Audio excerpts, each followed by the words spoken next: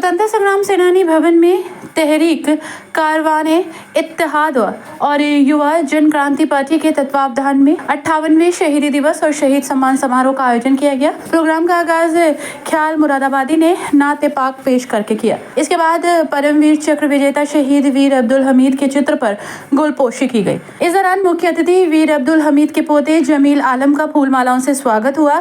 साथ ही सभी अतिथियों को स्मृति चिन्ह देकर सम्मानित किया गया। प्रोग्राम में वीर अब्दुल हमीद की जिंदगी पर रोशनी डालते हुए कहा गया कि वह सच्चे मुसलमान थे। उन्होंने देश की रक्षा और सम्मान के लिए युद्ध में पाकिस्तान के टैंक तबाह करके अपने प्राणों की आहुति दी। हमें उनसे प्रेरणा लेकर देश के सम्मान और रक्षा के लिए अपना सब कुछ न्यौछावर करने के लिए तैयार रहना चाहिए।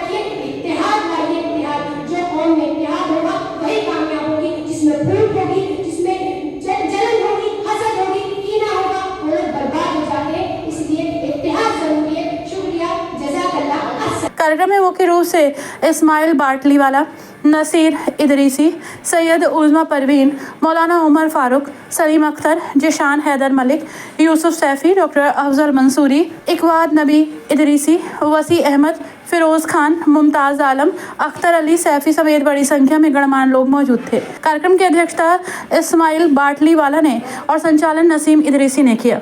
संयोजन जिशान हैदर मलिक ने किया।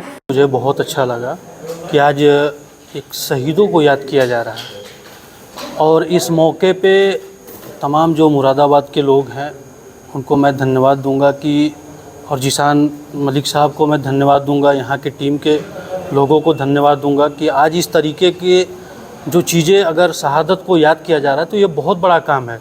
और मुझे जो याद है कि 2015-16 में आदरणीय हमारे प्रधानमंत्री श्री नरेंद्र मोदी जी ने शहीदों के ऊपर काफ़ी उन्होंने काम किया और जिस तरीके से माननीय मुख्यमंत्री जी भी लगे हुए हैं कि शहीदों के सम्मान में कोई कमी नहीं होनी चाहिए, तो आज वही चीज़ मुझे सुनने को मिला। लोग अपनी अपनी इच्छा जाहिर कर रहे हैं, लेकिन कहाँ हमारे प्रधानमंत्री जी मना करते हैं कि आप शहीदों की बात ना करिए हमसे और मैं नहीं पूरा करूँगा। मुख्यमंत्री जी कब कहते हैं कि आप मेरे पास लाइए और मैं उन चीज़ों को अगर नहीं करता हूँ तो आप मुझसे कहिए।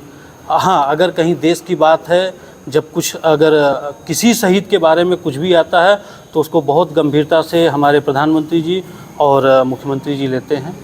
इसके लिए मैं उन लोगों को बहुत बहुत धन्यवाद दूंगा। और शहीद वीर अब्दुल हमीद के नाम पे उन्होंने बहुत कुछ किया और कभी कुछ चीज़ों पे अगर कोई कमी भी आती है तो आज भी हमारे माननीय मुख्यमंत्री जी और प्रधानमंत्री जी उसको गंभीरता से लेते हुए उसको पूरा करते हैं। फौज की भर्ती में अभी जैसे 4 साल के लिए जो मुझे जानकारी है कि फ़ौज में उन लोगों को भर्ती किया जा रहा है, तो 4 साल के लिए तो एक ट्रायल बेसिस पे जो मुझे जानकारी है कि माननीय हमारे रक्षा मंत्री साहब ने ये कहा था कि मैं इसको अभी देख रहा हूँ, उसमें से भी हम परमानेंट करेंगे। लेकिन जब एक शहीद का डेड बॉडी जब आया और किसी तरीके से उसको सम्मान नहीं मिला तो उस पर मुझे जो जानकारी मिली कि उस पर हमारे प्रधानमंत्री जी और रक्षा मंत्री जी उस पर विचार कर रहे हैं कि नहीं, इस तरीके का अब हमें कुछ न कुछ बदलाव लाना चाहिए और इनको प्योर आर्मी की तरीके से उनको रखने के लिए विचार बन रहा है। स्वतंत्रता संग्राम सेनानी भवन में आज का प्रोग्राम मुनक्किद किया गया है। ये तहरीक कारवान इत्तेहाद के तत्वाधान में आयोजित किया गया है, जिसका मैं संयोजक हूं। और आज का ये जो शहीद सम्मान समारोह है, हमारे जो देश के अमर शहीद जो भी इस मुल्क की आन बान शान के लिए, इसकी आज़ादी के लिए अपने तनों को, अपनी जानों को जिन्होंने कुर्बान कर दिया, उनके सम्मान में प्रोग्राम आयोजित किया गया है। और ख़ास तौर से परमवीर चक्र विजेता वीर अब्दुल हमीद का 58वां शहादत दिवस एवं शहीद सम्मान समारोह आयोजित किया गया है, जिसमें मुख्य रूप से परमवीर चक्र विजेता वीर अब्दुल हमीद साहब के पोते जमील आलम साहब तशरीफ लेकर आए हैं, और जिसकी अध्यक्षता माननीय बाटलीवाला साहब, इस्माइल साहब जो मुंबई से ताल्लुक़ रखते हैं, सामाजिक कार्यकर्ता हैं, वो इसकी सदारत कर रहे हैं। एक प्रस्ताव पास किया गया है कि बहादुर शाह जफर जो हमारे भारत के अंतिम मुगल बादशाह थे और जिन्होंने मुल्क की आज़ादी के लिए अपनी जानों को कुर्बान कर दिया, अपने 7 बेटों की गर्दनें कटवा के जिन लोगों ने इस मुल्क की आन बान शान को बचाया है, उसमें एक प्रस्ताव ये पास किया गया है कि उनकी जो कब्र है यंगून में है। तो जब अंग्रेज़ों ने इनको सज़ा दी, काले पानी की सज़ा दी, तो इनको विदेश में यंगून में जेल में डाल दिया गया। तो उस समय इन्होंने जो है दीवार पे लिखा था कि लगता नहीं दिल मेरा उजड़े दयार में, एक पल भी सुकून न मिला ला मकान में, कितना बदनसीब है जफर दफन के लिए कि 2 गज ज़मीं भी ना मिले हुए यार में। आज वो हमारी माँ का लाल, हमारा जियालाल, आज वो हमारे देश की आज़ादी का हीरो, शहीदों का नायक, आज वो विदेश में दफन है। आज हमारे मुल्क में नेताजी सुभाष चंद्र बोस ने उस समय कहा था, जब मुल्क आज़ाद नहीं हुआ था, कि जिस दिन हमारा मुल्क आज़ाद हो जाएगा, हम बहादुर शाह जफर की मिट्टी को यंगून से लाके दिल्ली के लाल किले में दफन करेंगे।